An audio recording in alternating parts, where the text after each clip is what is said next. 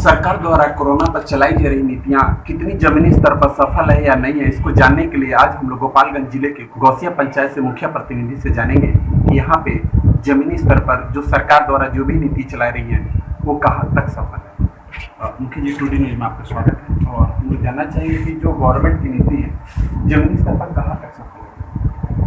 देखिए, जैसे जो प्रवासी भाई मजदूर थे वो वहाँ अपना जॉब कर रहे थे, सीधे कोरोना महामारी के चलते से अपने गांव चले आए।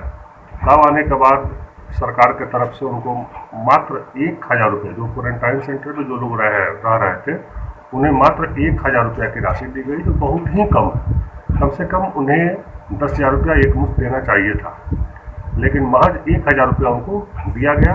वैसे कई लोगों के साथ ये समस्या आ रही है कि उनका खाता आधार नंबर मैच नहीं करने का बहुत से भाइयों के पास अभी राशि पहुंची तक नहीं है। साथ ही क्वारंटाइन सेंटर से जाने के बाद उनको रोजगार की बात होनी चाहिए थी। उनको सिर्फ और सिर्फ गांव स्तर पर मनरेगा ही एकमात्र साधन है जिससे वो आय अर्जित कर सके, कमा सके। उसमें भी समस्या है कि 194 रुपया मजदूरी है। 194 रुपया बढ़ोतरी के साथ, कोरोना में बढ़ोतरी जो की गई उसके साथ 194 का वेज रखा गया है, जो बहुत ही कम है और उस पर लोग काम करने को तैयार नहीं है। क्योंकि लोग जो बाहर में थे, दूसरे प्रदेशों में थे, काम कर रहे थे, वहाँ वो लोग 400 से 500 रुपया प्रतिदिन कमा रहे थे। 194 रुपया वो भी उनके खाते में राशि जाती है। तो बहुत सारे लोग काम करने नहीं जा रहे हैं। कुछ तो चाह रहे हैं कि रेल सेवा फिर पुनः बहाल हो ताकि हम लोग पुनः वहाँ जाके कमाएं। तो उनके साथ कोई बहुत बड़ी राशि उनको नहीं दी गई है। उनको चाहिए था कि कम से कम उनके खाते में 10,000 रुपया दिया जाए। और सरकार से हम उम्मीद करते हैं कि उनको कम से कम रोजगार के लिए कोई बृहद प्लान किया जाना चाहिए। आज तक सरकार के द्वारा घोषणा होती रही, लेकिन अब तक रोजगार के दिशा में कोई कारगर पहल नहीं की गई। सर, क्वारंटाइन सेंटर पे गवर्नमेंट के माध्यम से जो भी व्यवस्थाएं थी क्या सुचारू थी वो? क्योंकि पंचायत स्तरीय क्वारंटाइन सेंटर तो बंद कर दिया गया था, प्रखंड स्तरीय क्वारंटाइन सेंटर ही चल रहा था, तो उसमें बहुत लोगों को ज़्यादा सुविधा नहीं दी गई थी। यहाँ तक कि कुछ आवश्यक सामग्री जैसे बाल्टी, मग, ग्लास, थाली भर दी गई थी, लेकिन खाने पीने की व्यवस्था जो थी वो संतोषजनक नहीं थी। सर, अभी जो सेंटर है ब्लॉक से भी हटा के जिला लेवल पे कर दिया गया, ऐसे में क्या कहेंगे? उसमें क्या लोगों को असुविधा हो रही है या सुविधा?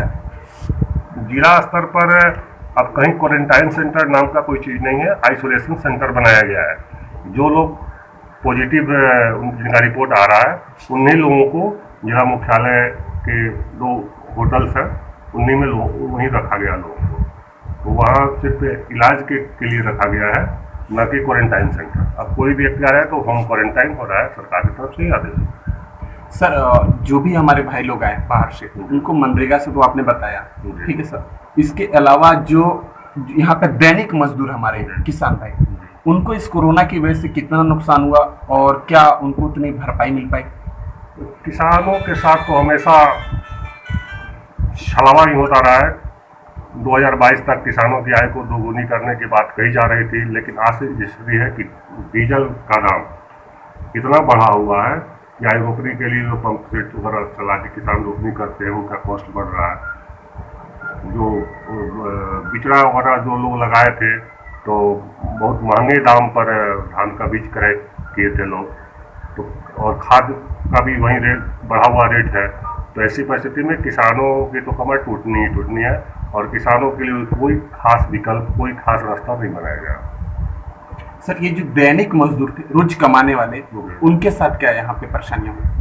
दैनिक मजदूर जो काम करते थे, अब धीरे धीरे कुछ काम तो शुरू हुआ है, जैसे बिल्डिंग वगैरह काम है। ग्राम पंचायत में अन्य नल जल योजना, उसमें भी लोग गड्ढा उठा के खुदाई कर रहे हैं, तो उससे कमा रहे हैं, लेकिन पर्याप्त हम रोजगार सृजन नहीं कर पा रहे हैं। और मनरेगा में चूंकि रेट कम है तो वहाँ लोग काम करना नहीं चाह रहे हैं। तो यही स्थिति हम लोगों के साथ रोजगार के लिए कोई खास तैयारी सरकार की तरफ से नहीं की गई है, सिर्फ घोषणा हो गई। सर, आपने लोगों को जागरूक करने के लिए क्या कदम उठाए थे? लोगों को सामाजिक दूरी बनाने के लिए बराबर प्रेरित किया गया। लाउड स्पीकर के माध्यम से लोगों को जागरूक किया गया कि आप कोरोना महामारी से बचने के लिए मास्क का प्रयोग करें। आज भी लोगों को प्रेरित किया जाता है कि आप लोग मास्क पहने और सामाजिक दूरी बना कर रहें, क्योंकि ये रोग छुआछूत के कारण हो रहा है। और साफ सफाई रखें।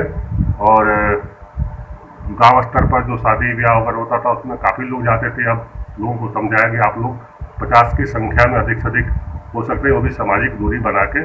तो लोगों ने इस बात को स्वीकार किया और हमारा पंचायत अब तक कोई पॉजिटिव रिपोर्ट किसी का नहीं आया।